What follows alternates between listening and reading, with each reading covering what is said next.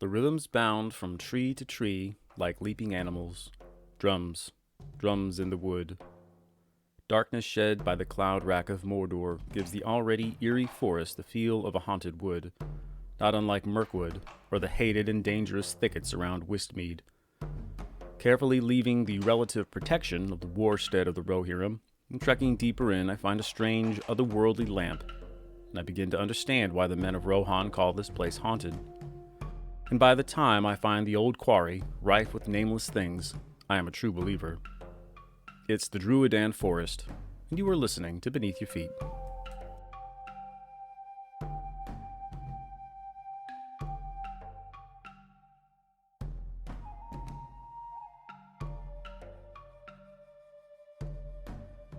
My fear is tempered, temporarily, because these nameless things aren't nameless after all. Evidently in these parts they are known as Degun, a local word meaning something. It seems this quarry was used to dredge up stone from the White Mountains, presumably to construct Minas Tirith and other such Gondorian structures in the past. I would also presume that it was those darn Númenóreans who came to Middle-earth to carve out kingdoms of their own, especially after the fall of their island home.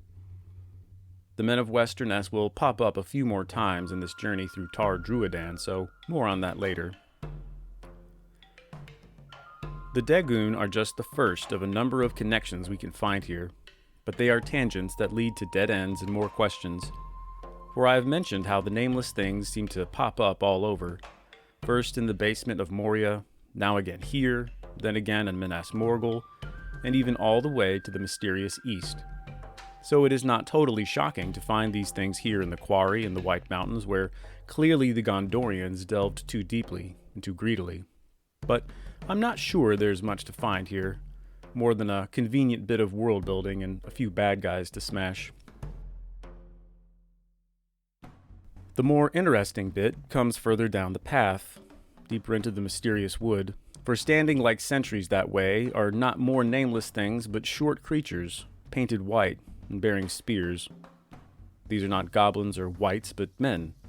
They are the Drúadan.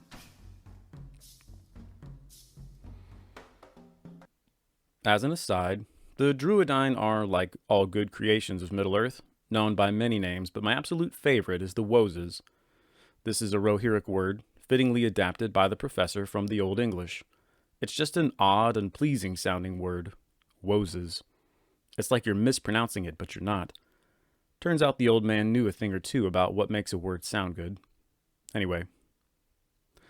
Unlike the Degun, my previous encounter, these Woses do not leap at the chance to attack me, and run me screaming from their wooded home. Like most good Middle-earthians, they welcome me in, albeit with trepidation, and ask for help so I can earn some trust. Their village is spectacular, positively embedded in the forest itself. Purple-hued lanterns illuminate rough paths, leading to fallen logs that serve as bridges. Huts are constructed here and there, along the forest floor or atop trees or in the side of the White Mountains, those crags the forest seems to huddle around like children round a fire. Interspersed between the huts and the lanterns and living wood itself are a stunted people. They are not hobbits or dwarves or orcs, but men, and Edain or elf friends at that. They dance or chat merrily, they fish and hunt fowl. They live a life, it seems, in tandem with the earth beneath their feet. They speak the common tongue, but keep strange names like Okweni Dur and Gonburi Gon. But their ways and means, their troubles and joys, are that of all free folk. They celebrate life and mourn death. They are forced to defend themselves from an unkind world and tend to the home they have found. The village of Drúbuta is marvelous, wholly unique but elementally similar to the steadings of hobbits. These are not mannish buildings constructed in a posture of conquest over the land, nor are they elvish with that ethereal feeling of somehow being over and above the land, nor yet the dwarves who furtively dig beneath the land. No, the huts and tents of Woses seem far more hobbity, built not in clean symbiosis with the natural world, but into it somehow, like a mushroom budding off the side of a shattered log.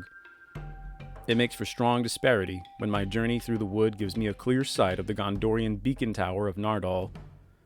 Its stone belfry burns with urgency, and we are reminded that, indeed, there is a war on, a war the Woses did not ask to be a part of, but one in which they have a part to play. For the Woses are one of the many bystanding victims of the great tales of Middle-earth. I said that while they resemble dwarves or wide-set hobbits, they are still men and elf friends at that. They have existed since men awoke with the rising of the sun, and have been bullied by the currents of history ever since. In our modern age of black and white forensic thinking, we would like to have the Woses fit snugly in a category, to be able to say that they are wholly this or that. But like those other bystanders, such as petty dwarves or ents or giants or maybe even hobbits, they are content to float about in the eddies of the great events of Númenóreans and wizards and Noldor, never making their own place when the big players of Middle-earth slowly shoulder them aside. The Woses are men, even if they are stocky and somewhat primitive.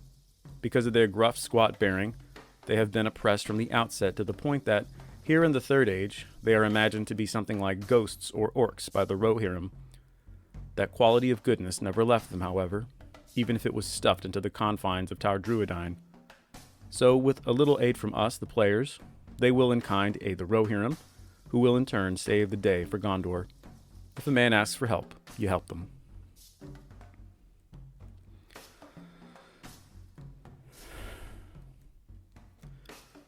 But all this talk of forests and mysteries got me thinking about a line from an Elvish poem. In one of their hymns to Elbereth, the fair folk describe life here as Galathrinem Enerath, the tree-tangled Middle-earth. Tolkien was a well-known tree lover and literal tree hugger, but the relationship of our boreal friends is more complicated than unfettered care. For trees, as the elves describe, ensorcel and mask higher and truer beauty. Tom Shippey says this as a reflection on Tolkien's feelings about we humans here in the primary world. To quote, "We are oblivious of the stars, tangled in the wood of error, lost in the closed dungeon of innumerous boughs. Though the elves too recognize the danger of tree-tangled Middle-earth, part of what makes the tangle is love for the tangling trees themselves." End quote. Forests are powerful symbols and metaphors. They are gorgeous and enchanting, beautiful and in their own right worthy of inspection and admiration. But at the same time they are a snare, a maze in which one may become lost both literally and philosophically. In Middle-earth, the elves felt this most acutely, for they understood far better than other folk the beauty and import of the stars of Elbereth and the other gods, but they were consistently drawn in by woods and, by extension, the troubles of that land. And all this talk of Woses and their place in the sweeping tales of Middle-earth is the same. It's easy to become caught up in the great matters, both those internal to the story and external to it, things like drafts and categories and so-called author's purpose. But back in Middle-earth, with the final few trees of the Drúadan forest passing me by, I have to stop and wonder if that is beside the point. Undoubtedly, sorting or appreciating the tangle is worthy work, but it all points to something else, something probably greater.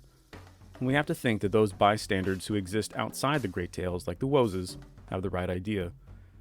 Gaffer Gamgee famously said, "Don't go getting mixed up in the business of your betters, or you'll land in trouble too big for you." And Gonbury Gon of the Woses said something similar to Theoden.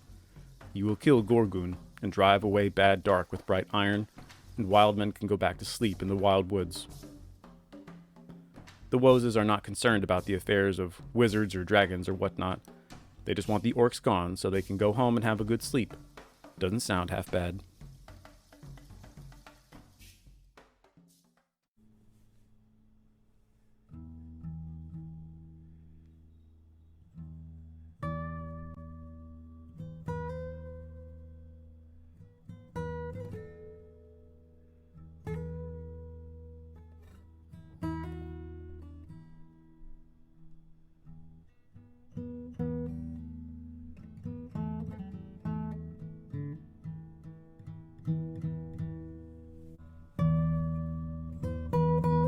Thank you for listening to Beneath Your Feet.